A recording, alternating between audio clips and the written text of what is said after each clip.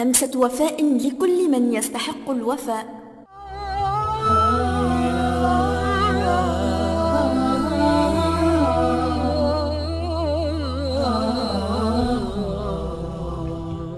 همسة وفاء، برنامج إعداد وتقديم هالة الطويل.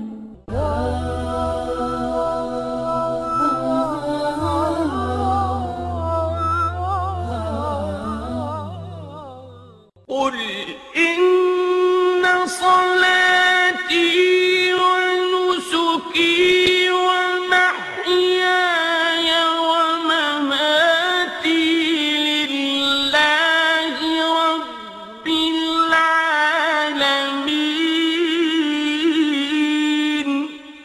هو ذلك الصوت الذي يصدح بالحق، هو ذلك المناضل الذي يناضل بقدراته الفكرية والمعرفية في سبيل الدفاع عن الإسلام وجعل رايته ترفرف في كامل البلاد. هو ذلك النجم الذي لا يزول من السماء، وحتى وإن غاب فإن نوره سيظل ساطعا في السماء المعرفة الإسلامية. أفرأيت إن متعناهم سنين ثم جاءهم ما كانوا يوعدون، ما أغنى عنهم ما كانوا يمتعون. كل حي سيموت، ليس في الدنيا ثبوت، إنما الدنيا خيال باطل سوف يفوت. ليس للإنسان فيها غير تقوى الله قوت.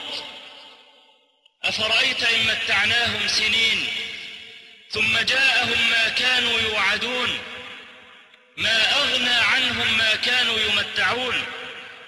لأن لله ولرسوله أسودا في كل زمان ومكان يذودون عن حمى الإسلام وكرامة الأمة، فقد كان ولا زال شيخنا أسدا لله وأسدا لرسوله في زماننا وعصرنا هذا. يقولون إن المعلم كاد أن يكون رسولا، ولكنه ليس بمعلم وليس برسول، بل هو حبيبنا ومحدث أمتنا الإسلامية الشيخ أبو إسحاق الحويني أطال الله عمره. ولد أبو إسحاق حجازي محمد بن يوسف بن شريف الحويني في أسرة ريفية بسيطة سنة 75 و300 للهجرة، الموافق لسنة 56 و900 الميلادي. بدأ في طلب علم الحديث في 11 من عمره، وتلقى دروس الفقه الشافعي على يد الشيخ محمد بن نجيب المطيعي. جهرا دعوتك يا كريم وخفية، رفقا بعبد تائب يتألم. أعلم بأني مذنب لكنك مني بذنبي يا إلهي أعلم.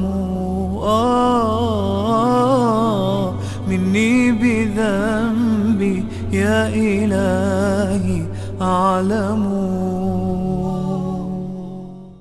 تعلم الشيخ أبو إسحاق الحويني أصول علم الحديث على يدي الشيخ الألباني رحمه الله عن طريق كتبه التي نهل من علومها. ولقد مدحه الشيخ الألباني حينما سئل عن من يخلفه في المنهج العلمي، فبدأ بالشيخ مقبل بن هادي ثم بالحويني. يقولون إن ثروة الأمة الحقيقية في رجالها، بهم تصنع المجد والنصر، وبهم ترفع راية الحق في كل مكان. فما بالنا برجال الإسلام الذين تشربوا نقاءه وطهره، وكانوا على المدى الأيام محط فخر واعتزاز أبنائها. لقد كان شيخنا حفظه الله ولا زال إلى يومنا، أو بالأحرى إلى غاية هذه اللحظة، محط فخر واعتزاز لنا ولكل مسلم فقه معاني الإسلام. كيف لا وقد غلب المرض وعاد إلى المنبر بعد تغيبه لشهور. لم يقعده المرض ولم ينهه عن المضي قدما في طريق الدعوة، فكان كلامه على المنبر بمثابة الشعلة الحماسية لكل المسلمين. أنت الجماعة ولو كنت وحدك. أنت الجماعة ولو كنت وحدك. أيها الشباب، إن عليكم مسؤولية كبيرة، ولن ينتصر هذا الدين إلا إذا رجعتم مرة أخرى إلى حقيقته. أشرف الأعمال قاطبة. أنت الجماعة أن تموت خادما لهذا الدين ولو كنت وحدك. فأحلف بالله إننا لمنصورون. لتعلموا بعدها أن من استمسك بحبل الله فهو منصور ولو كان وحده.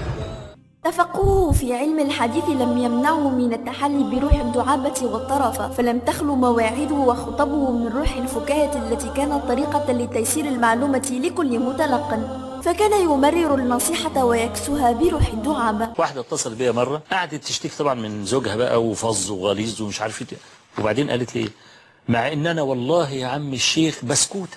قلت لها بسكوتة يعني ايه، بتتكسر بسرعة يعني ولا ايه بسكوتة؟ قالت لي لا يعني رومانسية. قلت لها والله يا بنتي منك نستفيد، اول مرة اعرف ان بسكوتة معناها رومانسية. طب يعني الراجل بيعمل ايه؟ قال بيعمل كذا وخلي كذا. قلت لها يا بنتي المفترض ان الست الذكية من اول يوم زواج تفتش عن مفاتيح زوجها، الراجل ده بيحب ايه وبيكره ايه، ودي وصية لكل بنت لازم اول حاجة تعتني بيها، لا مطبخ ولا سجاد، الراجل اللي هتعيش معاه مفاتيحه ايه عشان اعرف اتعامل معاه. ده عايز ايه؟ واحدة ذكية تفهم. الراجل بيحب الست الذكية. فانا عايز اقول شوف الاوساط يا بنتي اعملي كذا خلي كذا سوي كذا الكلام ده. وعلى اي حال اديني رقم زوجك اكلمه. لما كلمته قلت له يا اخ فلان والله انا زوجتك اتصلت بيا وقالت لي كذا كذا كذا كذا. طبعا ده كلمني بقى كلمه عربي و10 انجليزي. فقلت له طيب ممكن تجي لي؟ فجالي قعد يكلمني بقى وبتعمل فيا وتخلي فيا. قلت له يا اخي دي مراتك يا اخي بسكوته رومانسيه، ليه ما تسمعهاش؟ ما انا بقى خلاص فهمت، ما الست علمتني بسكوته يعني رومانسيه، خلاص بقى ثقافه بقى، فالمفترض انك تتعاملها يعني برقه. قال لي والله يا مولانا ومالك عليا يمين انا معاها فيري فاين. لم يبخل علينا شيخنا بنصائحه الثمينة التي كانت كالدرر، فوجه نصائحه للكبار والصغار، بل وصل به الأمر إلى الاهتمام بالمدرسة الأولى للإنسان ألا وهي الأسرة، فوجه نصيحته للمرأة التي تعتبر نصفا للمجتمع، وقدم لها نصائح قيمة للحفاظ على توازن الأسرة. أغرب موقف شفته في حياتي، ده كانت عملت مشاجرة مع الراجل مش عارف، قالت له طلقني. قال لها طب سيبيني أهدى كده وهطلقك، وعد مني هطلقك بس سيبيني اخرج. قالت لا. حب يخرج قامت قافله الباب وخاطفه المفتاح وقالت له ما انتش خارج الا لما تطلق. زهق قال لها طب انت طالق. قامت قالت له كده تفرط فيا بسهوله كده؟ قال لك سيب الموضوع، يعني سيب الموضوع غير الكلام. شوف بقى ذكاء عائشه اللي انا نفسي النساء يتعلموا منه. عائشه غيرت الموضوع. ان ربك أمرك أن تأتي البقيع فتستغفر لهم. قالت وما أقول لهم إذا دخلت عليهم يا رسول الله؟ قال قل السلام عليكم ديار قوم مؤمنين إلى آخر الحديث. قالت يا رسول الله وما أقول إذا دخلت عليهم؟ غيرت الكلام، خلص الموضوع، دخلنا في موضوع تاني خالص. لقد كان شيخنا أبا إسحاق بمثابة المنارة التي تنير درب كل من أراد أن يتفقه معاني الحديث، بل كان ذلك المتحدي الذي يقاوم ويناضل في سبيل دينه، فتغلب على المرض في المرة الأولى وعاد لنا بنصائحه الخالدة، ولكن المرض أبى أن يتركه فعاد إليه مرة أخرى، وشاءت الأقدار أن تبتر ساق شيخنا بسبب السكري، وكأني بالأقدار التي عجزت عن التغلب عليه في المرة الأولى تحاول التغلب عليه في مرة ثانية بعد أن علمت أن غاية مناه. فإنني أتمنى أن أموت واقفا وأن أناضل عن ديني إلى آخر لحظة، ثم أبث الثقة فيكم مرة أخرى وأقول إننا منصورون وأننا لن نغلب حتى وإن كانت إمكاناتنا ضعيفة، ما دام معنا إيمان راسخ. كثيرون هم من يدعون الإيمان لكن المؤمنين منهم قليل، وكثيرون هم من يدعون العظمة ولكن العظماء منهم قليل، وكثيرون هم من يدعون الكرامة لكن أصحاب الكرامة منهم قليل. الإيمان، العظمة، الكرامة كلمات قليلة لا يمكن أن توفي بحق شيخنا الجليل الذي حظي بمحبة كافة الناس، ولعل شهادة الشيخ حسين يعقوب هي خير شاهد على ذلك. يا شيخنا بل أنت قيمتك كبيرة وإن لم تقل شيئا، بل ما زلت بطلا وما زلت رجلا وما زلت أمة وحدك. فأبشر يا منصور وأبشر، فنحن نحبك وندعو لك ومن خلفك. سرعان ما يزول العجب عندما تتفطن النفس لروعة الإسلام الذي كان سببا في وجود أمثال هؤلاء العظماء. وما دام الإسلام لم يمت فلن تخسر الأمة الإسلامية رجلا عظيما مثل أبي إسحاق الحويني، الذي وإن كان قد غلبه المرض وأبعده عنا لمدة من الزمن فإنه لن يتغلب على مبادئه وأقواله الخالدة، بل سيظل شيخنا أبا إسحاق ذلك المصباح الذي ينير دربنا بأعماله ونصائحه الخالدة. شيخنا أبا إسحاق حفظه الله تعالى لا زال بفضل الله عز وجل يعطي، وسيظل عطاؤه موصولا حتى بعد موتنا جميعا. إذا مات ابن آدم انقطع عمله إلا من ثلاث: صدقة جارية أو علم ينتفع به. فأنا أبشره وأقول له أبشر بالخير، فإن خيرك لم ينقطع، إن خيرك لم ينقطع ولن ينقطع بإذن الله تعالى. وأنا أتقرب إلى الله بحب الشيخ أبي إسحاق، جزاك الله خير، وأدعو الله عز وجل له أن يمتعه بالصحة والعافية. آمين. عمر يكفيني لنشرت تعاليم الدين ما بين القاصي والداني من أقصى المغرب للصين.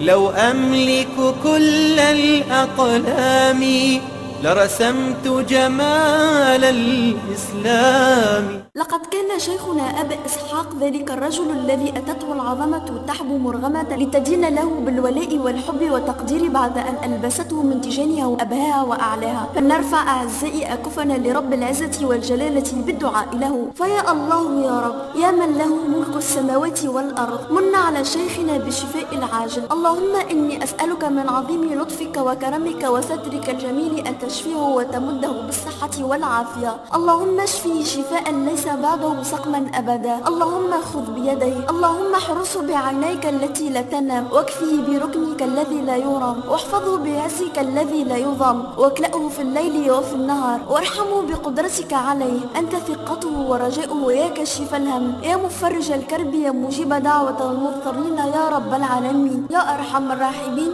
اللهم آمين. وصل اللهم على سيدنا محمد وعلى آله وصحبه أجمعين. يشفيك من كنت دوما بذكره تتغنى، والحال تحسن لما أحسنت بالله ظنا.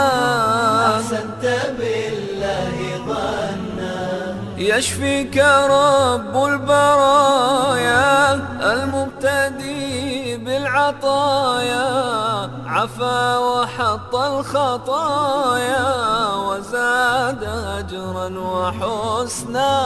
وزاد أجرا وحسنا. يشفيك من كنت دوما بذكره تتغنى، والحال تحسن لما أحسنت بالله.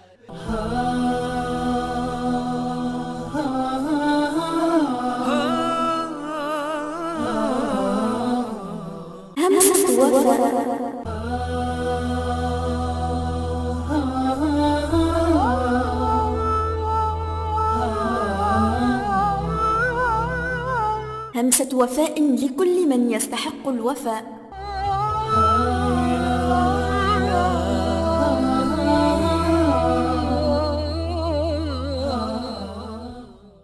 همسة وفاء، برنامج إعداد وتقديم هالة طويل.